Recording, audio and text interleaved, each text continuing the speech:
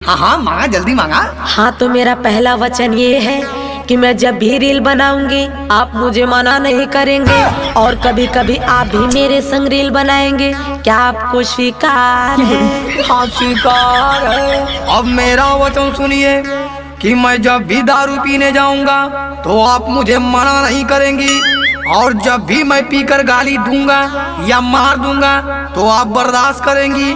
क्या आपको स्वीकार है? हाँ स्वीकार है।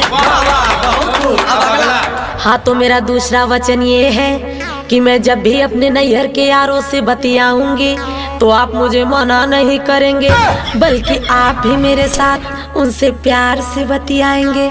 क्या आपको मंजूर है? हाँ मंजूर है। अजी अब मेरा सुनिए कि मैं जब भी अपने गर्लफ्रेंड को अपने घर लेके आऊंगा तो आप उसका प्यार से स्वागत करोगी और साथ